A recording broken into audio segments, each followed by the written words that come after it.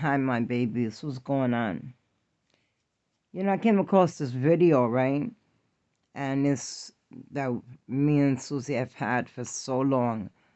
And that is, they're on their way to the party, I think. But there's a guy sitting in the back seat, but he's hiding. So I'm going to try to put that clip in after I finish my story time. All right? So I was trying to open up another page, but I can't get in touch with Susie. I don't know what to do.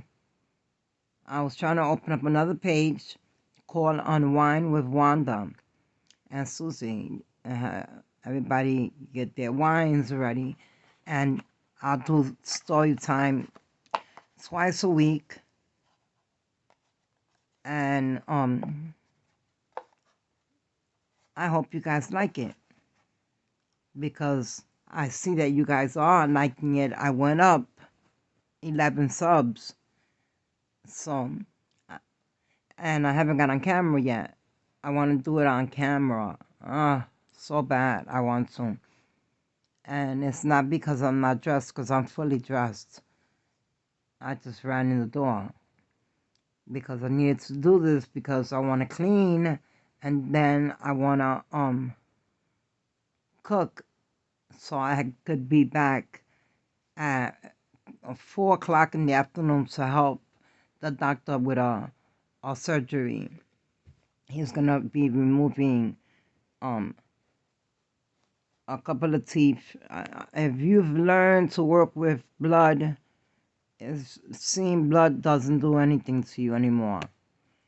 I've seen so much blood in my life, being a dental assistant, orthodontic assistant, that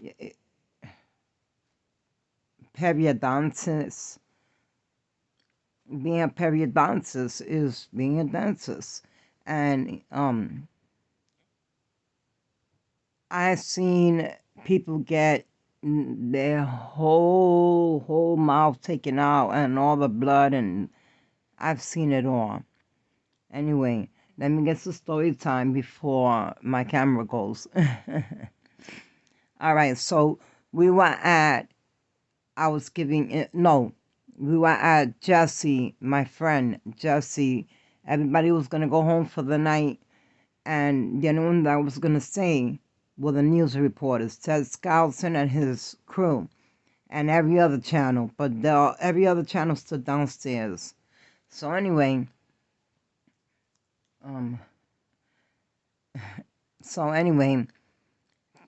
Skousen, he kept on like getting updates, and every time he had an update, he made sure we knew it. The FBI walked in, and first the cop walks in the first day, and he tells us the FBI is being told. We said, the FBI doesn't know it yet? They're like, ma'am, it's been a couple of hours. I said, I don't care. I don't care. You get the FBI on this right now. And sure enough, the FBI was at my door about, I think it was 7 o'clock in the evening. But anyway, Ted Skelton, every update he got, wherever this motherfucker went with my daughter, wherever he went, the FBI was on him. They were on him. They were on him. They were on him. He had an uncle that was a detective in Boston. And so, anyway, before we get there, so Jesse that night said at 11 o'clock, we're all going to pray. And I was kind of like, yeah, we're all praying. I can't get no rest. Now, the phone rings, and I go get the phone, the house phone, and I pick it up, and it's my ex-mother-in-law, Crystal's father. And she tells me, now she's into witchcraft. She really is. I mean, trust me, I'm going to give you a story time on how they broke a white dove and threw all the blood all over me to cleanse me. But what they did to me, I think was fuck with me. But we'll talk about that story time another time. I have them set up on how I want to story time, how I want to tell you guys it. But remember, I said I had to tell you guys something. Remember when I told you that I let my nephew take her to him, and he gave my nephew the $30, the money for the cab, and gave him some more money. I'm not sure. I still haven't talked to my nephew. Anyway, so when I call my nephew tells me I left her with him. I said, what? You tell me you didn't do that. I'm like, please tell me you didn't do that. And trust me, I couldn't believe it. I was like, tell me you didn't do that. This is before the whole incident. This is before? Hold on. Let me think straight.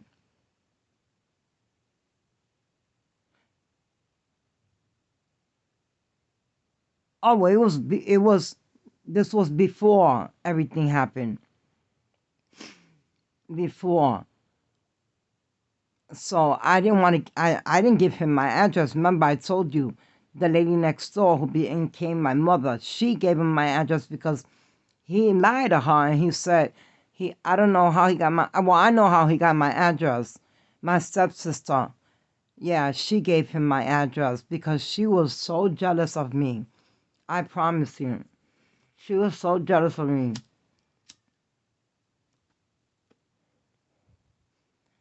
She, believe me, I can never forgive her.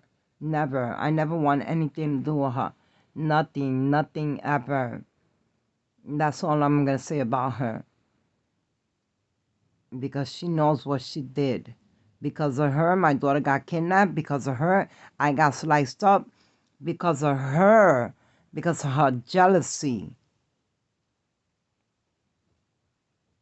And trust me, she was jealous of my lifestyle. She didn't like it. She was jealous she couldn't live it. All she did was sit on her fat ass while her husband worked and had to cook and had to clean and had to do all of that. But I took over all of that when I came to Orlando. When I came to Orlando, well, I'm in Miami now, but when I went to Orlando, she was like the first day, I had like about an ounce of weed on me, and I had it in the coming on the airplane. I had it in my panties, but in a plastic bag. I just used it and then I put a Kotex over it. And that was it. And I also brought Coke. I also brought like, I think it was 179 grams, something like that. Anyway, I brought all that. At that time, in the airport, they didn't check you. They didn't check you. Amtrak didn't check you. You didn't have to go through nothing. You can just go in. But now, after 9/11 and after all of this shit that's going on, now they're checking everything. So anyway, what he did was, I said, I was talking to him. I said, I called him at that hotel that they told me the name of it, my nephew. And he told me the name of it. And I called the hotel and they gave me his room. And he was like, nope, I'm not giving her back to you. She's staying with me. I'm taking her with me. I said, you ain't taking her nowhere. I was shaking. When I tell you I was shaking, I was shaking. I was really shaking. I was like, this motherfucker now got my daughter. And this is before the attack. This is what I told you. I forgot to tell you guys. Remember when I told you he bought her, um, sorry. Remember when I told you that he bought her like $8,000 in clothes and more in toys? Oh my God! That when I got her back, the police officers gave me. Oh, so I called the cops and I was on my way. I called the cops and I saw the cops. He kidnapped my daughter. He came from out of state, kidnapped my daughter. Meet me at this hotel on Orange Blossom Trail. And he said, all right. The cops said, all right. Boom. I waited for the cops to pull up. When they pull up, I run. And I'm running, and the cops are running behind me, and I'm telling them their room is that way to the back. And that hotel is on Orange Blossom Trails is for hookers, and it's like the strip. So, and there's cheap hotels on Orange Blossom Trail in Orlando. So, cheap hotels, but they'll rob you in a motherfucking second. Trust me. And they, at night, they knock on your door and they ask you, do you need to be served? Do you need anything? Do you need this? Do you need that? We got this, we got that. We're in this room, we're in that room, shit like that. So I knocked on the door and the cop was right there, and I told him, give me my daughter. I could see her. He had the curtain open, and I could I can see her, and she's sleeping, and I see a bunch of bags, a bunch of toys, clothes galore. I could see, and I was like, fuck all that. I want my daughter. And the cop says, give her back your daughter. This is interference with custody, and you can go to jail for this. So he goes, well, then take all her things with you. And I told the cops, y'all take it if y'all want. I said, I grabbed my baby and I ran down them steps so fast of that hotel. And I was supposed to be, I came with somebody else. He was big time Colombian. And I came with him in his car when I told him that they had stole my daughter. And when we get there, finally get there, I wait for the cops that were there like 3 minutes later, and they made him give me the baby back. And the next night was when the attack happened. The next night. So, after what happened, I already told you what happened. Now, Jesse is telling us at 11 o'clock that after it was the 11th day, and Ted Skelton was with us, and so was every other channel, and the newspaper, everything. And if you guys want to look it up to validate it, his name is, hold on, because I was just going to tell you his whole full name so you can look up the story, but I don't want that piece of shit, even though I'll tell you about that also in a second. So, so now on the 11th day at 11 o'clock, everybody is praying and praying and praying and praying and praying. And Ted Skelton walks in the door and he says, I got some information for you guys. And we were all praying. And people were on phones with other people, everybody. It was a chain. So I'm like, what? What?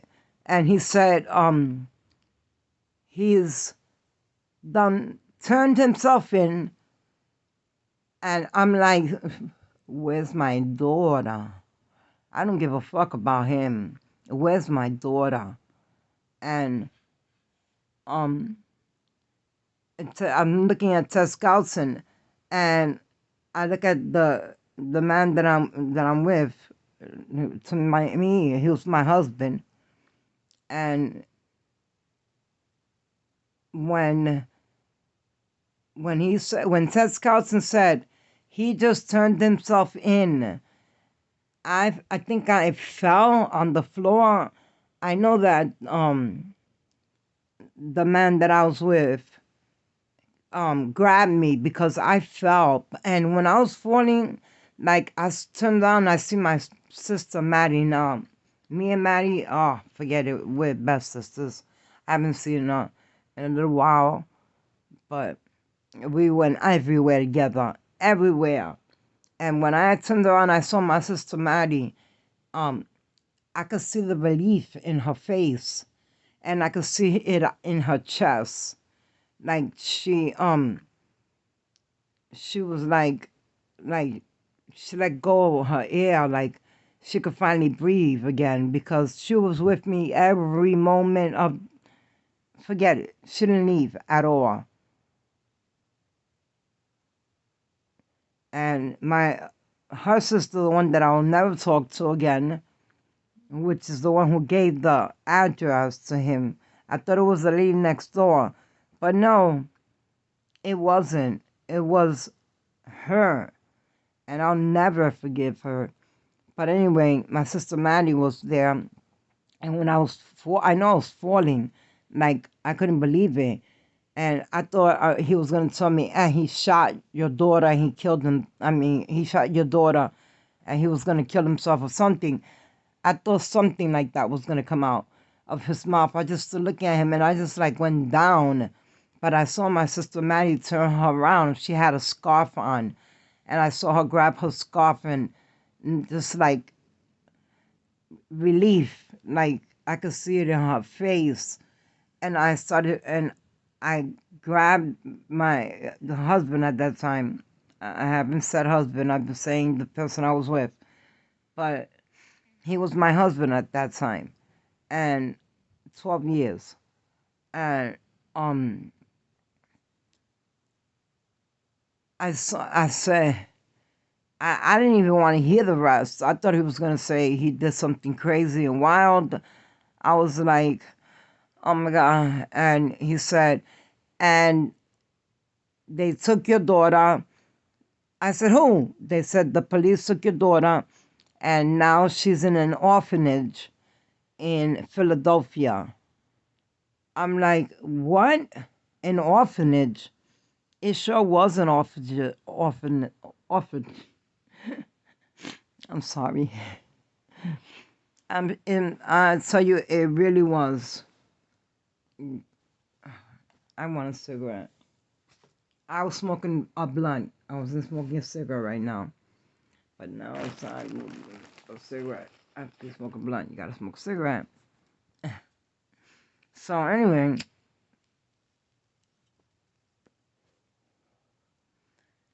they said they got him in custody, and your daughter's in an orphanage in Philadelphia.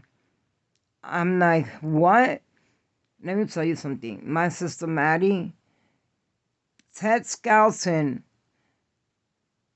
the whole Channel 9 posse from Florida came with us. But Channel 9 is Channel 11 out there. So they were there also to cover the story. So I don't know if you old timers, back in the day, there was a show called Cagney and Lacey. It was these two women, they were both gay, and they were detectives. I don't know if you guys remember that. This was really back in the day, Cagney and Lacey. And what happened? Oh yeah. When we get up, when we go first class. My sister Maddie hooked that up. We went first class. I need Benadryl. Bring me Benadryl. We went first class. We were drunk when we got to Philadelphia, and our plane left at 8:30 in the morning. And we were drinking. I drink Amaretto di Janeiro. It has to be di Janeiro. It cannot be no other kind of Amaretto with milk. That's my favorite drink. That and Long Island iced tea.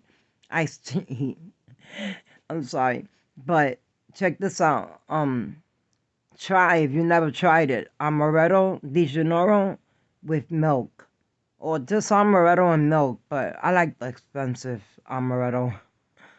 It has to be di Janeiro. I love it. So anyway, where was I? Where was I? So everybody's screaming, and now we're calling everybody, and Jesse made sure everybody knew. Now everybody that left my house now is right back at my house. Now they're right back at my house. Everybody. And the news, I let everybody in. There was like 100 people there. And now there was detectives there. There were everything. And the guy that I was with was big time. Now I didn't want to tell you that till the end. And as we're not at the end yet, we still got a ways to go. So, um, anyway, he went and he took out like 5 or 6 ounces, and he was giving it to everybody, baggies for everybody. And I know the cops knew that everybody was running back and forth from the bathrooms. I know the cops knew. I know they did. That was back in the day, bro. I did. I ended up getting like 17 big duffel bags full of mail. And while everybody was partying and drinking, and Ted Scoutson was in my mother's house, and he was eating cuajito, arroz con gandules, potato salad, a ham, turkey, chicken, everything. The lady who became my mother, she made the biggest dinner for everybody. And I met everybody. If there was 100 people, 100 people got fed. And then we're going back and forth that night. We were celebrating. And now we had to catch a plane. Nobody slept. So now, to get out of my building, every channel was there. So they follow us to the airport. They run in the airport. They get me going on the plane. And we go. They put us in first class, while Ted Scoutson and them were in the back. We were in first class, me and my sister Maddie, because we were inseparable. Me and my sister Maddie. That was my crime mate. Trust me. We did everything together. So we were asking for amarettos and amaretto and milk, amaretto and milk. And so they said they didn't have any more. But the plane was landing in 10 minutes anyway. So we were like, fuck it. When we got off the plane, now, oh my God, all the news is there from Philadelphia. Plus Ted Scouts. And now they put, like I said, they on Cagney and Lacey, these two gay women. I mean, they were built and everything. They came and they took me and my sister in a cart. They, the carts that you use outside. Well, I don't know, not like in New York. I'm talking about like a golf cart. And we in the back of it, and we're gonna call these detectives Cagney and Lacey. Well, they were driving it, and they got us out of the airport because they were chasing us. Now they took us to the car. They chased us there. They chased us to the As a matter of fact, my daughter, my oldest daughter, Crystal, she has a tape of what happened. It's a VHS tape, but she has it. So anyway, um, what you call that? We're gonna call them Cagney and Lacey. They took us to the orphanage, and there was the news everywhere. They followed us. They were at the orphanage, And I said, "Where's my daughter?" And they said, they sent to get her. And I looked inside, I could see a lot of beds. There were like 100 beds there in there. And they were like seven floors. Five or so, I don't know. I don't remember right. But my daughter slept there till I got there in the morning. And when I saw my daughter coming at me, she had her Lion King in her hand, and I just grabbed my baby. I grabbed my baby, bro, and I looked at her. I said, "Did you miss mommy?" She said, "Yeah, I missed you, mommy." Who was that man who says he's my daddy? I said, "He's nobody, baby. He is nobody." And she said, "I wake up and I'm in a car with these two men, um, Theo, and he said he's daddy, but I didn't want to call him daddy because I didn't think daddy would like that." And I was like, "Don't worry about it, baby." And they follow us in the orphanage. I gave her an interview right there.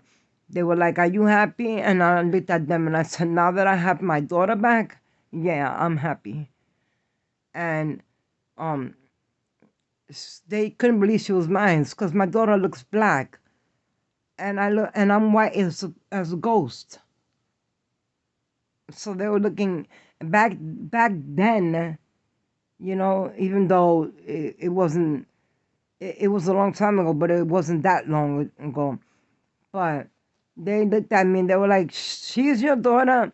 We didn't know which one was your daughter. I was like, "Look at this. They got my daughter in an orphanage and they don't even know who is who." But when my daughter ran to me with her Lion King, uh, that was the best feeling in the world. When I tell you it was the best feeling in the world. So now we go home, we get on the plane. She slept on her Titi Maddie. Titi means auntie. She slept on her, and we got home, and there was the news. Boom, everywhere. We couldn't even get in the complex since I was with this, he was big time. We would go to the club. This is how come we have so many friends. And so they don't have to pay for their drinks. We would slip the bartender something, like an 8 ball. And the whole night, everybody drank. Everybody that was next to us. So, what happened? Let me think. So, uh, now it's time for the homecoming party. Wow, that party. Now, what I did while everybody was partying and drinking, what I did was I had gotten duffel bags from people all over the world that I never knew who they were. All over the world. And some of them had $2 in it. Some of them had $100 in it. Some of them had $50 bills in it. Some of them had $3 checks. I mean, people just went all over the world. I mean, well, all over our country. People from all over our country, not all over the world, our country, the USA. From people from all over the world, not the world, the USA. I got letters from Florida, from New York, from Atlanta, from South Carolina, North Carolina, Virginia, Washington, Boston, Philadelphia, Pennsylvania. I had so much that when I was done with the duffel bags, I had a lot of money, and I gave it all to my daughter so she could spend it at the mall any way she wanted it. And there was quite a lot of money. I'm not gonna put a price because people might remember this story, because this is a big world. Somebody can come through the story and say, "Look how she's telling people how much money." No, I'm not. It was a lot of money, and I appreciate everybody who send me money. We never asked for no donation, no GoFundMe was even created at that time. Okay? We did everything on our own. Those first class tickets were our own. But when I came back, I started opening up. I'm thinking they're going to be letters. There were letters, people crying, saying how much they were praying and crying and they couldn't believe, and that thank God finally the baby's back. And I'm telling you, I had UPS and FedEx. I had FedEx. Was it FedEx or UPS? It was a brown one, UPS. They were coming by the days. People were still sending and sending and sending and sending. And I appreciated that so much because I saw the love in everybody's heart. And I think if anybody goes through this and remembers little Natasha, because that's how it was in the news, little Natasha, or little Paula Natasha, or Paula Natasha, Natasha Paula, little Natasha Paula, because her name is Paula, like one of my sisters, because when I was giving birth to her, she was helping me. She was holding me while they were giving me the epidural, and I decided to name her the middle name. So anyway, now we gotta go to trial. We gotta do all of this. Wow, we're at 32 minutes. I'm sorry guys, I know I talk a lot. But now it's time to go to court, and it's time to decide his little fate. And what he didn't understand was that he thought that he was going to get over with everything and everything was going to be okay. And his mother was calling my house, telling me to drop the charges on him. Please. I'm like, are you out of your fucking mind? Do you really think I'm going to drop the charges on your son after everything y'all did to me? How you used to watch me for him so I wouldn't go nowhere? Huh? And now you're coming begging for your son? No, your son's going to meet his fate. And he met his fate twice.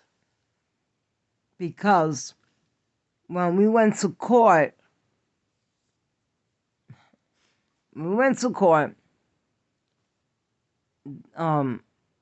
the judge said if I wanted to say anything. And I did. And I told the judge, I was kind of nervous, so I told the judge, this on my neck, on my back of my ear, just back here, he did it because he was jealous, and I tried to say something else, and he tried to jump at me. There was a cop there, and the cop jumped on him and threw him down. And then when they told him, they gave him 10 years, he wanted to die. And not only that, they told him, and after you get out of jail, you will be deported to the Dominican Republic and you will not ever be allowed in the United States again. Now, he got out in 7.5 years. And the first thing he does is buys a ticket to Canada to try to get into the United States through there with a ticket headed to Florida again. This man is crazy. When I tell you fucking crazy, fucking crazy. The judge told him, if you try to get in the United States again, we're going to give you another 10 years. But no, he thinks he's so bad. I hope you see this motherfucker. I hope you see it. Because you thought you were so bad and you try to get back in. He tried to get back in through Canada. He went from Dominican Republic to Canada. And from Canada, thank God, Border Patrol got him there. Otherwise, that motherfucker would have gotten in our country again.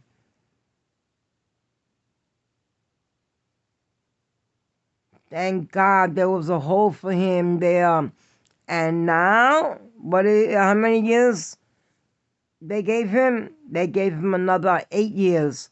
And he did every one of them. And now he sent a picture to the kids of himself with a new little boy, right? And the woman that had the baby with him, she's standing all the way in the back, and her face is so serious. I feel for that woman because I know what she's going through. I feel for that woman so much. And he's got the baby in his hand, and he's all happy. And I'm telling you, he's up front near the camera, and she's all the way in the back. And she's got her hands near her sides, like a soldier, like he had me, like a fucking soldier. So, I'm pretty sure she said, oh, this motherfucker's fine, because let me tell you, he's fine. I used to have to fight for him. He was my man, and I had to fight for him. I hated him. I didn't even want him. I used to be like, this girl came up to me and told me, are you with Victor? And I'm like, yeah. She tells me, I have an order of protection against him. Can you tell him to leave me alone? I was like, oh, wow. I said, yeah. I think I had like $700 of his money in my pocket. I told Shari, let's get out of here and let's go. Let's go drink. I'm taking his money. But he's the kind of man that'll kill you. I'm telling you. I'm so happy he did all that time and then he tried to get back in. This motherfucker, after the judge warned him, if you try to get back in the USA, I'm going to give you 10 more years in jail and then deport you again.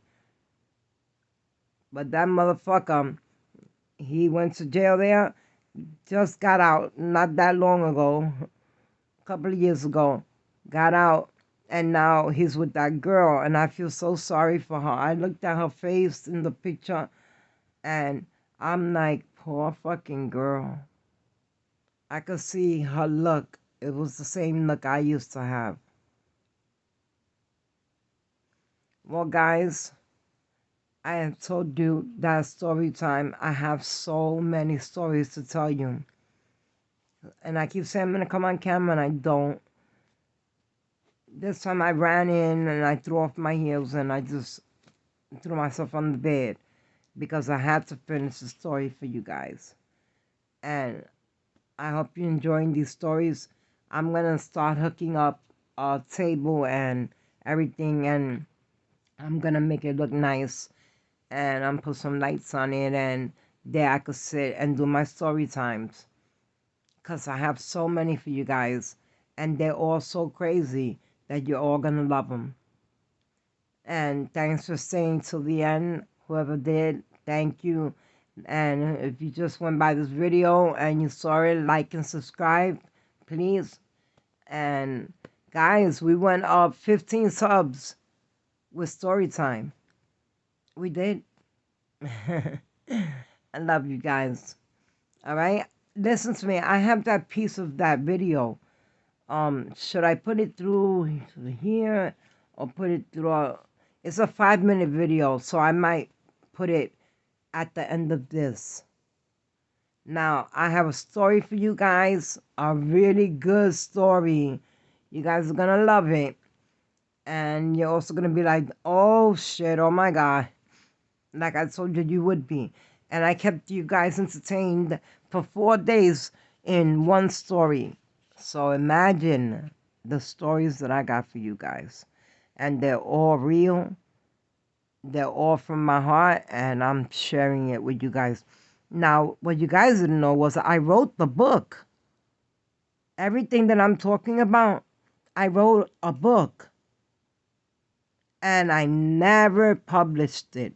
And now I'm thinking, since I'm doing it on Storytime, I might as well go and take a trip to New York and see a publisher there and get it published. Yeah, that's what I'm gonna do. So I hope you guys are liking it, because I like talking and I like letting you guys know what happened. And I'm gonna put that piece of video in if I can, if it lets me. We're at 40 minutes, guys. I'm sorry I can't be so long like I did yesterday and the day before and the day before. Love you guys. Susie, please, if you come across this video, this is half your page. What's going on? Where are you? We miss you. We love you. Angel in Dallas, I love you, sis. I hope you're feeling great. I hope you're feeling better. I love you. Kiss the boys for me. And to Andrew and Dylan, I love them. And Susie, kiss the kids for me too.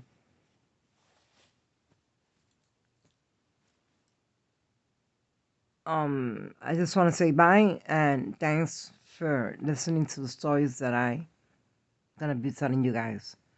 All right.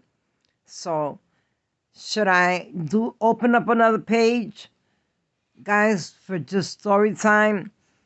Because I'm gonna put the piece in of Kanika. She's sitting in the back seat and they're singing, and there's a guy there, and you can see he's hiding. He looks like the guy in the red jogging outfit with the black glasses on. That's at the hotel. It looks like him, but I can't be sure. So I'll try to put it in with this. If you guys can look, see if you know who it is. Comment down below. And let me see some comments, guys. And let me see some subs. Love you. Peace out.